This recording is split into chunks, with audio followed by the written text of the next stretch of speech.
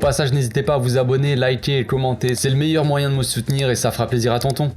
L'Argentine bat le Mexique, cette immonde équipe du Mexique, 2-0 les amis, ne nous y trompons pas, cette Argentine-là ne fait absolument pas rêver.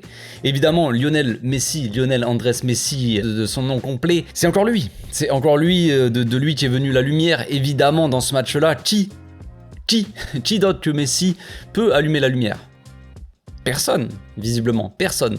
Cette équipe d'Argentine-là, je l'ai dit, je l'ai répété, moi j'avais dit que cette équipe d'Argentine, elle faisait plaisir, qu'elle a jamais été aussi complète, aussi bonne dans la globalité. Défensivement, on a une certaine solidité, même si voilà, c'est pas unique, c'est pas très, non, c'est pas la folie non plus, mais il y a une certaine solidité derrière. Au milieu, t'as un milieu travailleur, un gros volume de jeu, et d'un autre côté, un milieu assez créatif, manque de création avec Lo Celso, évidemment, l'absence de Lo Celso, il joue pour beaucoup, mais voilà. Mais un milieu quand même assez complémentaire, un milieu travailleur, tout ça, et des attaquants, évidemment, ça a toujours été ça, de toute façon, des attaquants de l'Argentine assez tranchants, avec évidemment Lionel Messi à la baguette, qui nous émerveille, j'ai envie de dire. Et là, on est revenu sur une Argentine, les amis, des dernières années, tout simplement, une Argentine qui est Messi dépendante, totalement, et qui ne fait rien à part attendre que Messi allume la lumière, quoi, tout simplement.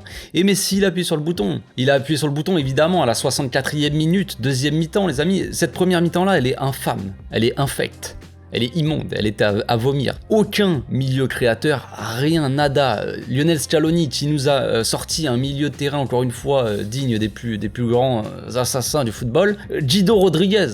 Pourquoi Guido Rodriguez joue au football? Je ne sais pas déjà, mais qu'est-ce qu'il fait là? Je suis désolé, moi ce joueur-là, je ne le comprends pas. Je le trouve vraiment...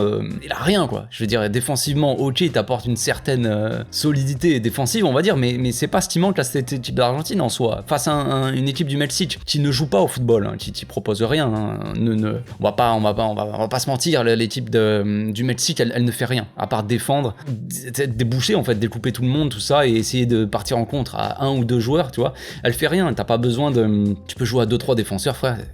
Il n'y a pas de problème, ils n'auront pas forcément énormément de mal face à cette équipe du Mexique. Pourquoi tu ne nous mets pas des milieux créateurs, des joueurs qui apportent une certaine créativité au milieu? Sinon, qu'est-ce que tu fais face à un bloc comme ça, aussi regroupé? Un bloc hyper compact du Mexique. Alors il n'y a rien, les joueurs ils font le tour. On connaît ça au Barça, on connaît le fameux bus en face, et l'équipe du Barça qui te fait des passes comme ça en U, qui essayait, alors on va aller chercher Acuna, puis après on revient, attends, on va aller chercher Di Maria, il va faire 2-3 dribbles qui servent à rien, il va revenir en arrière, et ainsi de suite. On fait tout le tour du bloc, on est bien. On fait des tours de bloc, les gars, c'est sympa, mais jouons au foot un petit peu aussi. Donc rien, pas de créativité au milieu. Cette équipe-là d'Argentine, elle ne fait absolument pas rêver. Hein.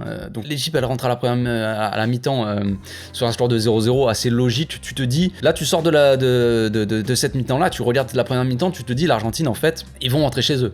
Là, ils vont clairement rentrer chez eux. Ne venez pas ici pour faire ça, en fait. Ne venez pas ici pour la dernière Coupe du Monde de Lionel Messi, messieurs, dames, pour ne absolument rien proposer. Qu'est-ce que c'est que ce bordel? On nous a habitués pendant...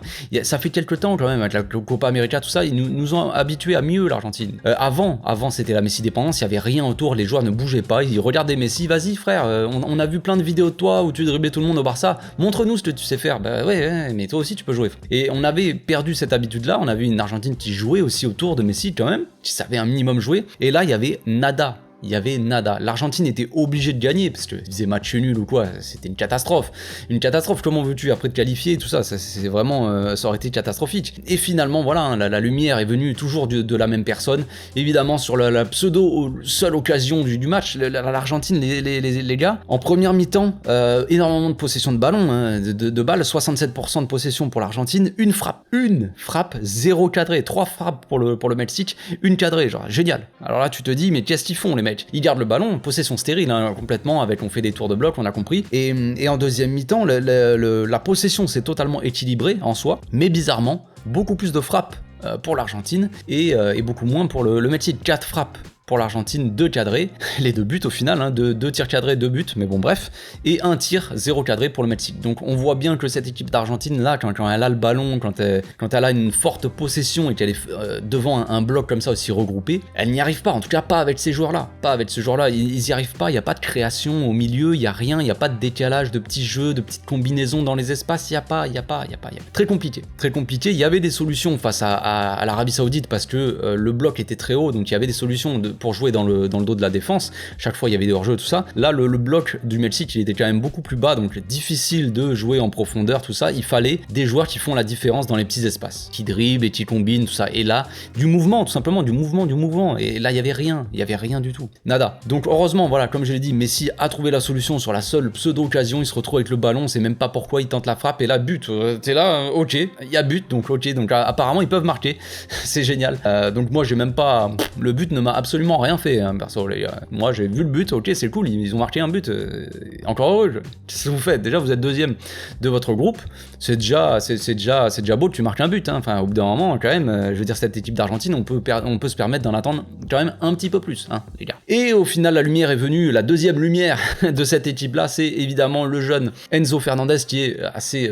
qui t'apporte des choses au milieu. Pourquoi ce gars-là n'est pas titulaire dans cette équipe-là? Quand tu vois qu'au milieu, il y a rien, il se passe rien, pourquoi ce gars-là ne joue pas? On voit bien que c'est un joueur intelligent, c'est un joueur qui fait des différences au milieu, et là, il marque un but magnifique. Passe de Messi en retrait, petit passement de jambes, petite feinte, décalage, petite lucarne, enroulé, magnifique, pur. Frappe pure, enroulée, là, c'est beau ce genre de but-là. Ochoa, qui nous dit généralement est monstrueux et qui est quand même assez embêtant dans les grandes compétitions comme ça. On l'a vu, le match contre la Pologne où le gars, il a rien laissé passer, le Ochoa, bah, là, il pouvait rien faire. Au final, la balle, elle part en lucarne et c'est magnifique, ça donne un but magnifique, c'est bien pour l'Argentine. Au final, dans le classement, l'Argentine se retrouve deuxième derrière la Pologne, donc, qui a gagné tout à l'heure, là, cet après-midi contre l'Arabie Saoudite. Ils ont gagné 2-0, donc au goal average, évidemment, avantage Argentine qui se place plutôt bien, on va dire, ils sont à +1 et l'Arabie Saoudite est à -1. Donc tout va se jouer dans le dernier match. Évidemment, on va voir Argentine-Pologne, donc ça va être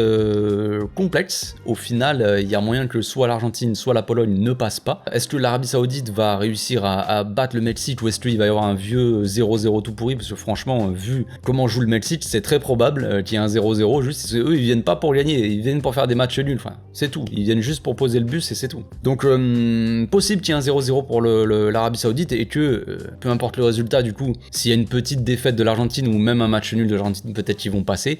Mais franchement, cette équipe d'Argentine, il serait temps qu'elle se réveille parce que franchement, ils font pitié. Il y a pas là Messi a sorti l'Argentine d'un beau bourbier. Parce que franchement, Rodrigo de Paul, où es-tu? Où es-tu, mon gamin? On te cherche encore. Où est le Rodrigo de Paul parce qu'il est bien sympa à faire le garde du corps, à garder Messi, les yeux sur Messi là. Touchez pas Messi, c'est mon copain. Ouais, mais il serait temps de jouer au foot aussi. Di Maria qui fait pas vraiment de différence. Lautaro Martinez pour le coup qui a été un peu invisible dans ce match-là. Enfin, les mecs, tous les cadres, ils ont été totalement absents, tu vois. Il n'y a pas que Messi avant son but, évidemment il n'y avait pas grand chose non plus. On s'est dit cette Argentine-là va sortir direct et ça sera mérité. En attendant, rien n'est joué, tout se jouera sur la dernière journée, on verra bien. En attendant, moi j'ai hâte énormément de voir ce petit match de l'Espagne demain, j'attends que ça, hein, parce que franchement, voir du football comme ça, les gars, c'était dur. Heureusement, la deuxième mi-temps a existé, et que Messi nous a sorti quelque chose et tout ça, parce qu'en fin de match, la dernière demi-heure, en gros, heureusement qu'il y avait la dernière demi-heure, parce que franchement, pendant une heure, on s'est emmerdé, c'est le mot, il n'y a pas d'autre mot. Voilà, c'est tout pour aujourd'hui, je pense que j'ai fait le tour de ce match immonde. On se retrouve demain pour les débriefs, d'ici là, portez-vous bien, passez une très bonne soirée, ciao.